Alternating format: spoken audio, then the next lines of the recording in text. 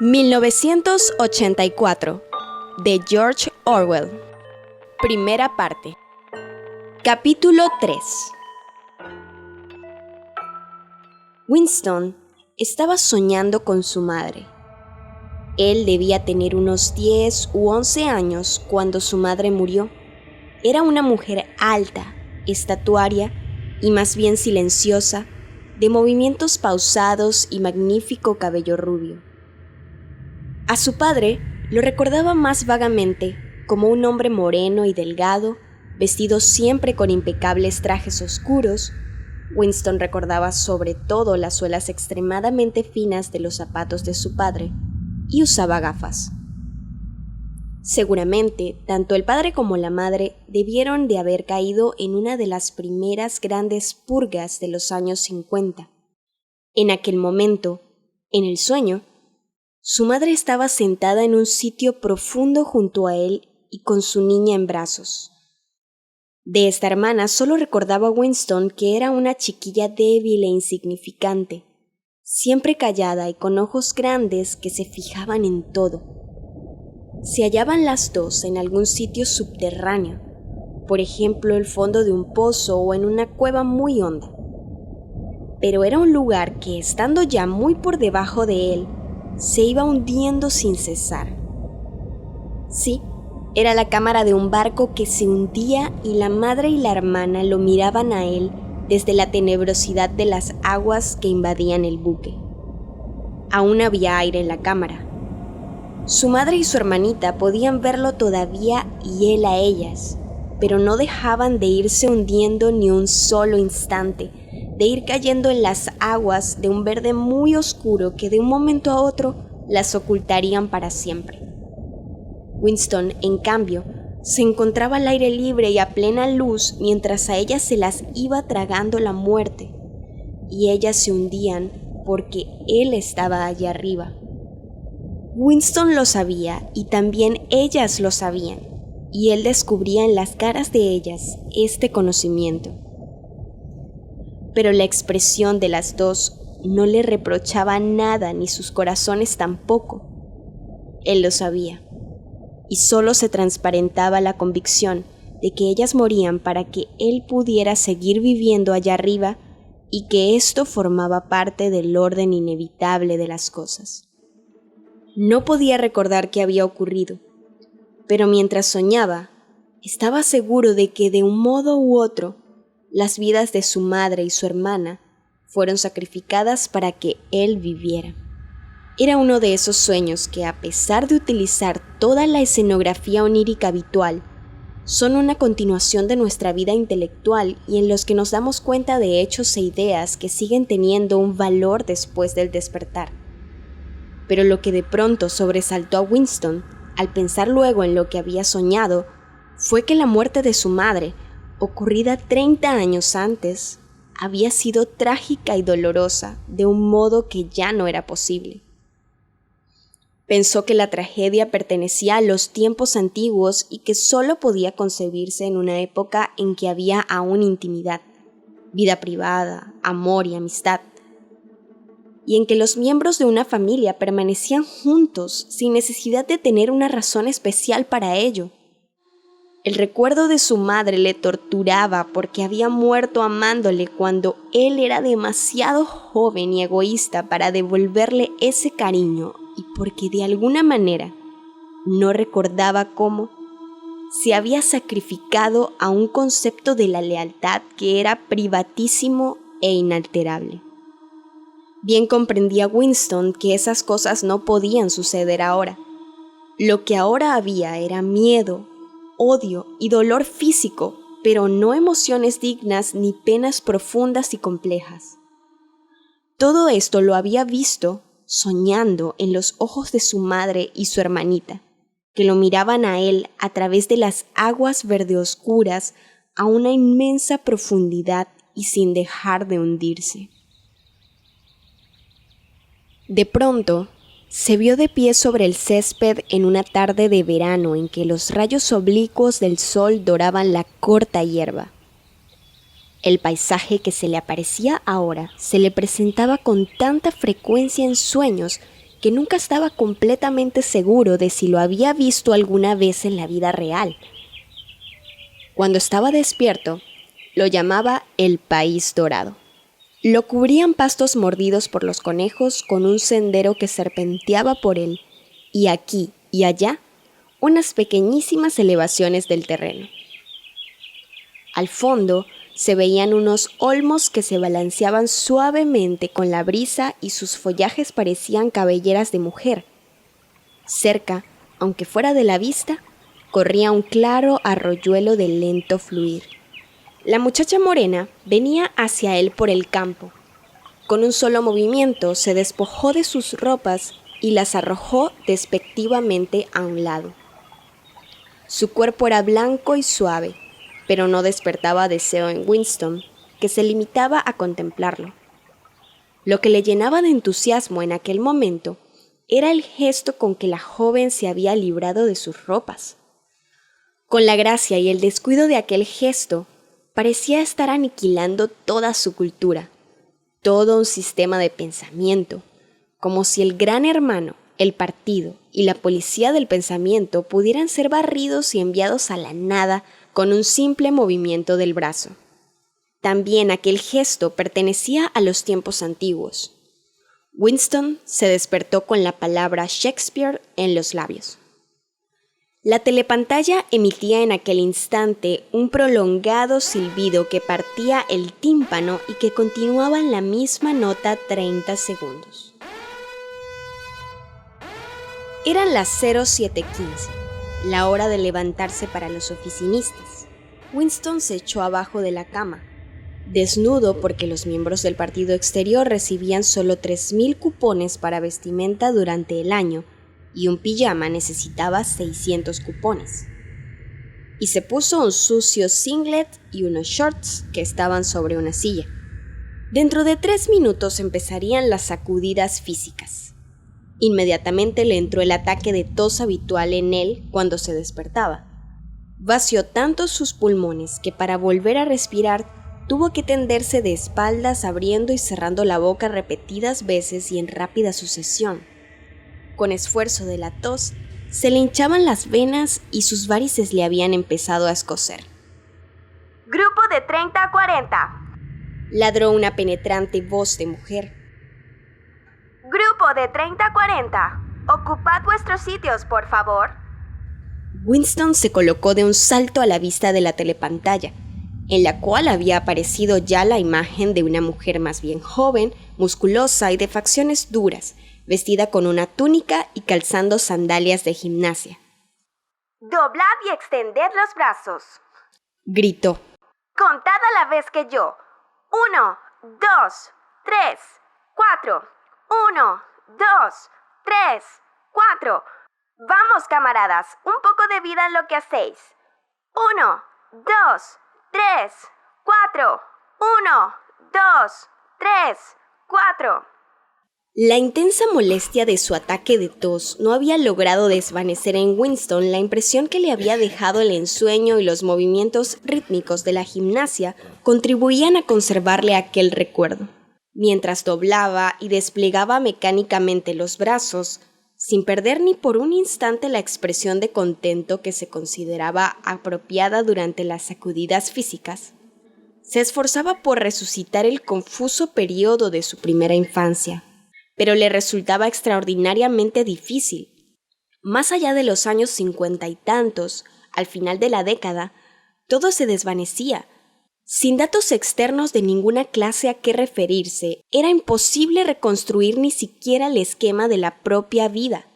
Se recordaban los acontecimientos de enormes proporciones, que muy bien podían no haber acaecido.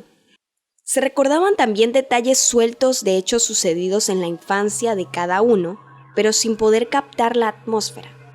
Y había extensos periodos en blanco donde no se podía colocar absolutamente nada. Entonces todo había sido diferente, incluso los nombres de los países y sus formas en el mapa.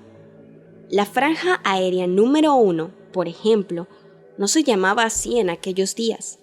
La llamaban Inglaterra o Bretaña, aunque Londres, Winston estaba casi seguro de ello, se había llamado siempre Londres. No podía recordar claramente una época en que su país no hubiera estado en guerra, pero era evidente que había un intervalo de paz bastante largo durante su infancia, porque uno de sus primeros recuerdos era el de un ataque aéreo que parecía haber cogido a todos por sorpresa. Quizá fue cuando la bomba atómica cayó en Colchester. No se acordaba del ataque propiamente dicho, pero sí de la mano de su padre, que le tenía cogida la suya mientras descendían precipitadamente por algún lugar subterráneo muy profundo, dando vueltas por una escalera de caracol que finalmente le había cansado tanto las piernas que empezó a sollozar y su padre tuvo que dejarle descansar un poco. Su madre, lenta y pensativa como siempre, lo seguía a bastante distancia. La madre llevaba a la hermanita de Winston, o quizás solo llevase un lío de mantas. Winston no estaba seguro de que su hermanita hubiera nacido por entonces. Por último, desembocaron a un sitio ruidoso y atestado de gente, una estación de metro. Muchas personas se hallaban sentadas en el suelo de piedra y otras, arracimadas, se habían instalado en diversos objetos que llevaban. Winston y sus padres encontraron un sitio libre en el suelo, y junto a ellos un viejo y una vieja se apretaron el uno contra el otro. El anciano vestía un buen traje oscuro y una boina de paño negro bajo la cual le asomaba abundante cabello muy blanco. Tenía la cara enrojecida, los ojos azules y lacrimosos. Olía a ginebra. Esta parecía salírsele por los poros en vez del sudor, y podría haberse pensado que las lágrimas que le brotaban de los ojos eran ginebra pura. Sin embargo, a pesar de su borrachera, sufría de algún dolor auténtico e insoportable. De un modo infantil, Winston comprendió que algo terrible, más allá del perdón y que jamás podría tener remedio, acababa de ocurrirle al viejo.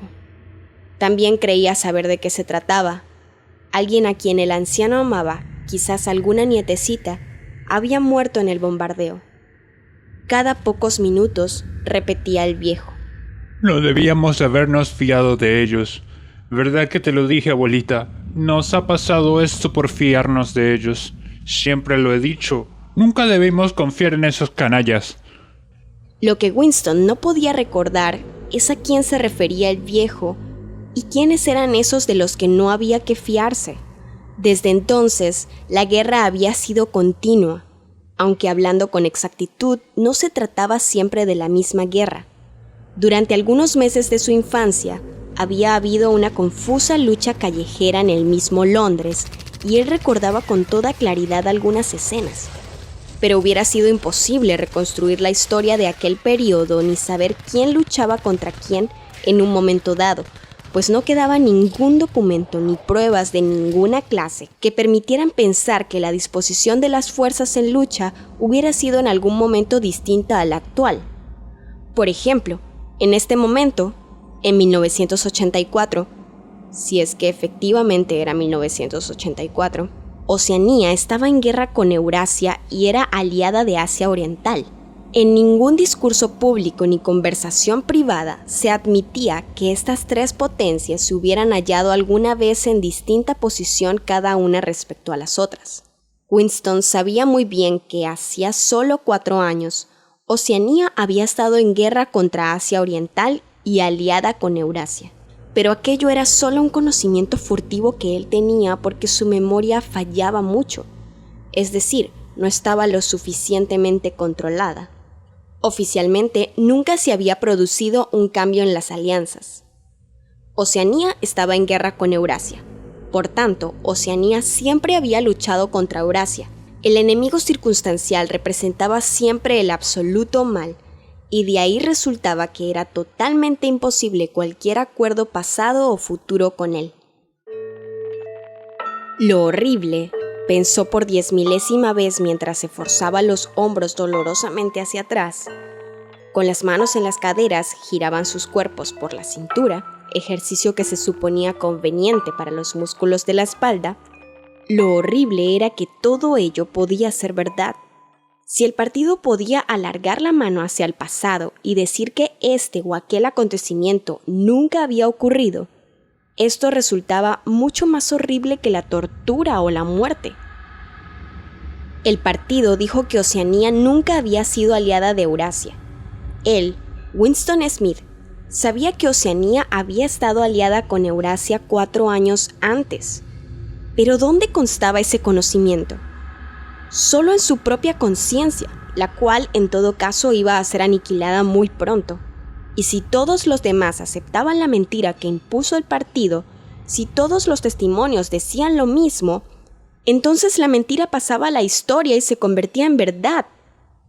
El que controla el pasado, decía el eslogan del partido, controla también el futuro. El que controla el presente, controla el pasado. Y sin embargo, el pasado, alterable por su misma naturaleza, nunca había sido alterado. Todo lo que ahora era verdad, había sido verdad eternamente y lo seguiría siendo.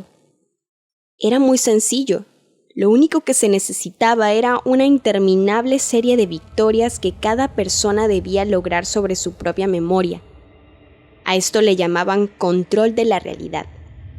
Pero en neolengua había una palabra especial para ello: doble pensar. ¡Descansen!, ladró la instructora, cuya voz parecía ahora menos malhumorada.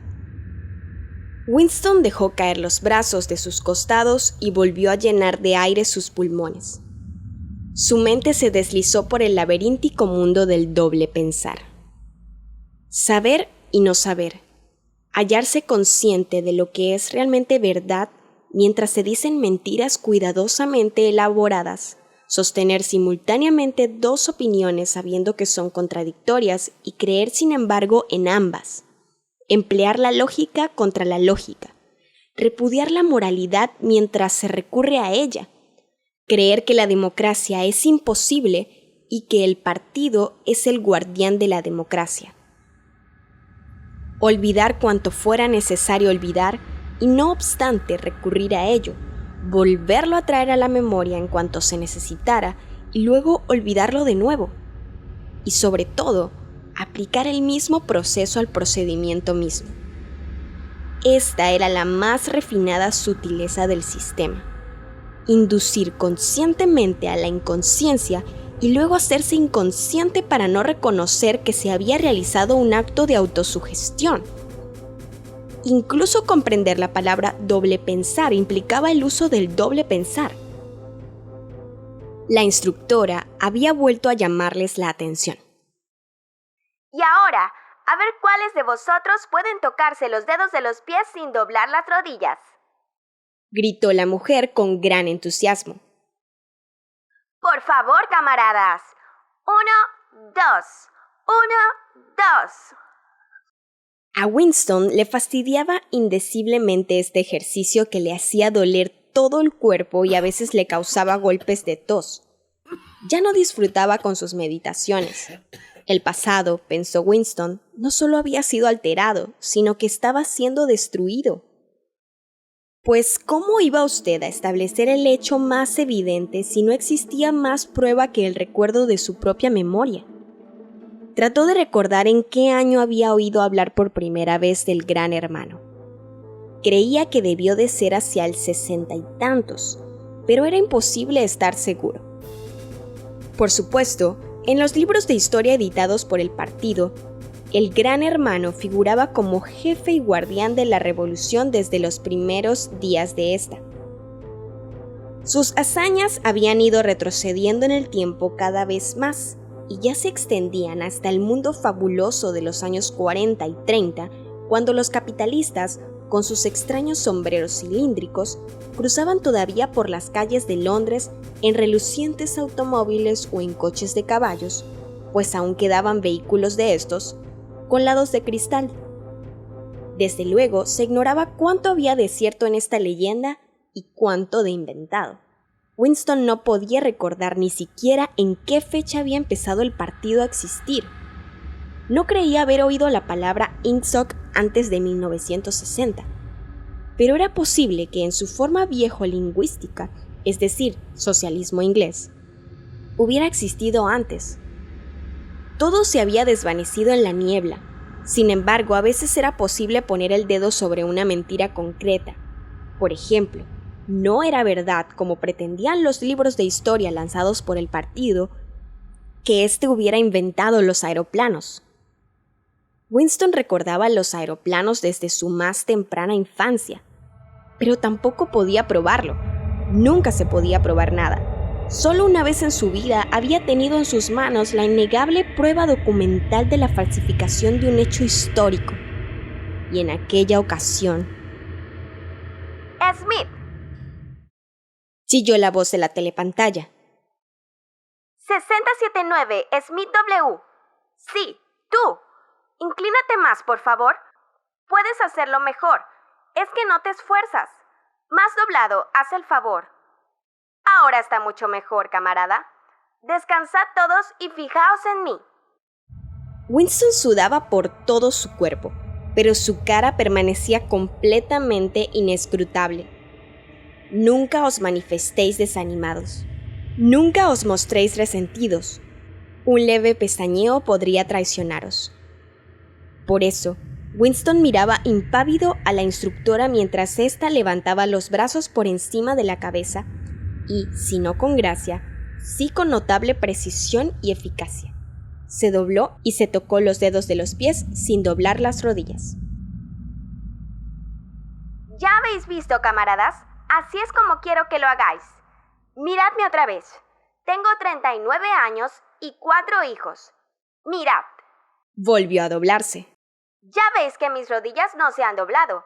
Todos vosotros podéis hacerlo si queréis. Añadió mientras se ponía derecha.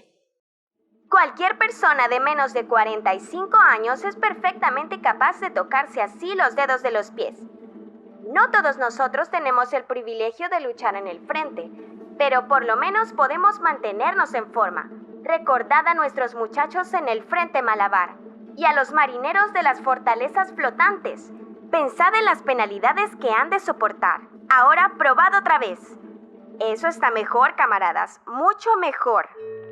Añadió en un tono estimulante dirigiéndose a Winston, el cual con un violento esfuerzo había logrado tocarse los dedos de los pies sin doblar las rodillas. Desde varios años atrás no lo conseguía.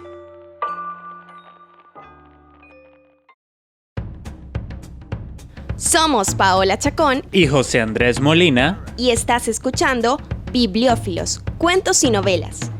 Síguenos en nuestras redes sociales, YouTube, Spotify e iVoox, para seguir escuchando más historias con la mejor narrativa.